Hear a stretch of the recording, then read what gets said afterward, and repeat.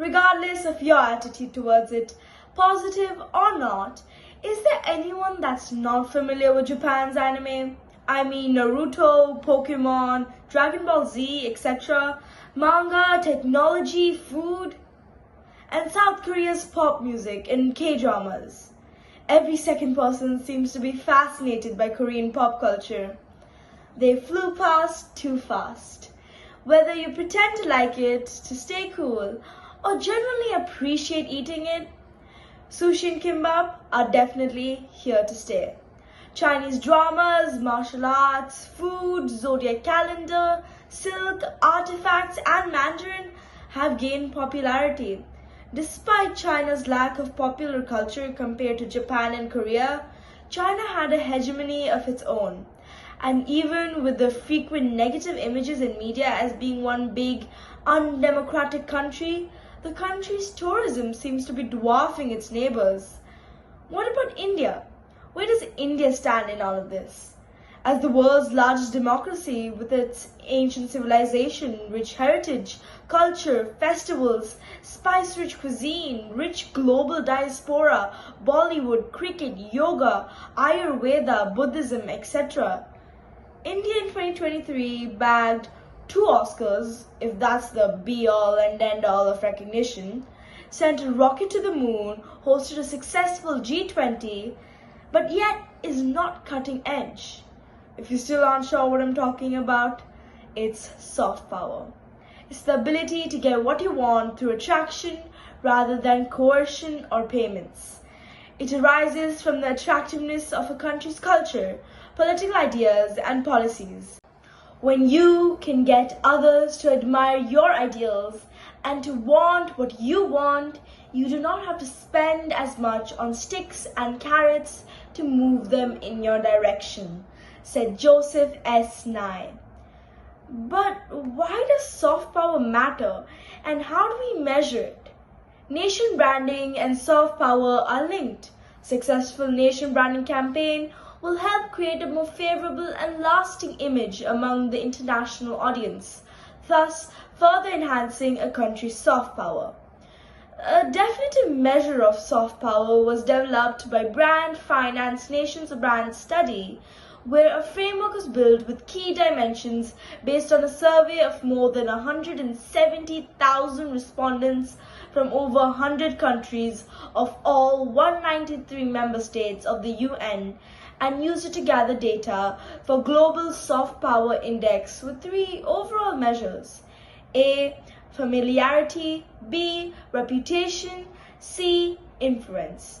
They also have ascertained 7 specific dimensions or soft power pillars, ranging from culture, foreign policy, inbound tourism, a nation's educational and scientific resources, media reach and influence, and a favorable business climate.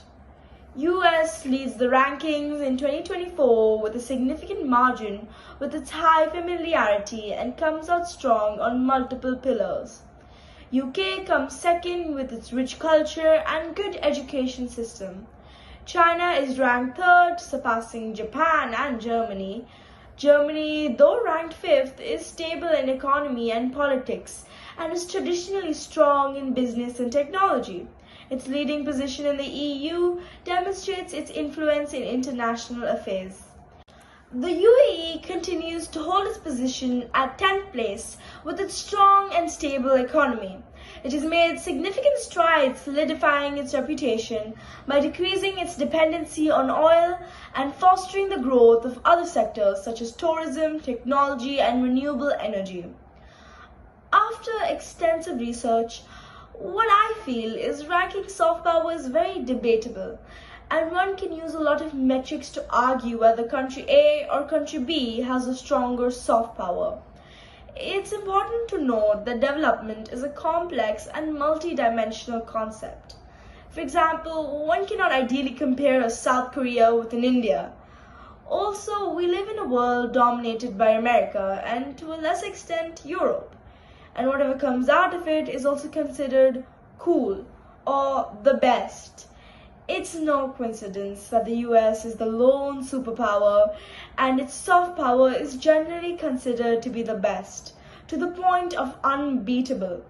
Hollywood is synonymous with the film industry, even as more and more people, Americans included, say that they're turned off by it. American universities remain top destinations for international students, while many Americans go to Europe. Soft power is also of great importance in public diplomacy to influence the public opinion of other countries. For example, US media is generally hostile to China and hence influences public opinion accordingly. But China is already exporting entertainment and news, especially to Africa, Pakistan, and other markets.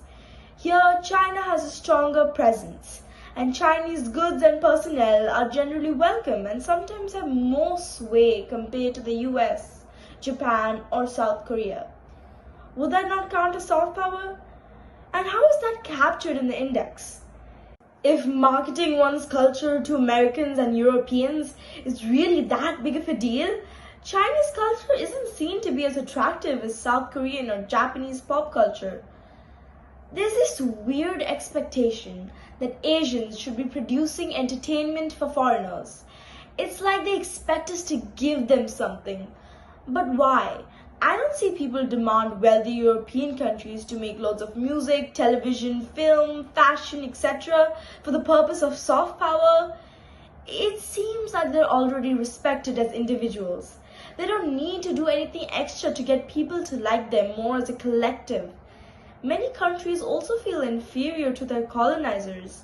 Like Taiwanese have more interest in Japanese history or culture than they do Taiwanese.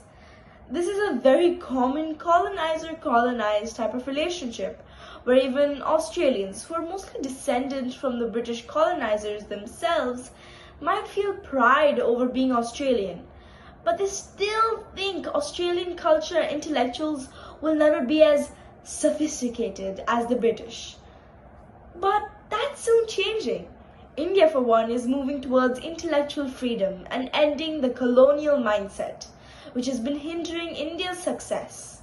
If these big soft powers said, "You don't have to be like us, you don't have to want what we want, you can participate in a new form of globalization while retaining your own culture, ideology, and institutions," which in many ways is the opposite of Mr. Joseph Nye's formulation, their proposition would be more accommodating of difference.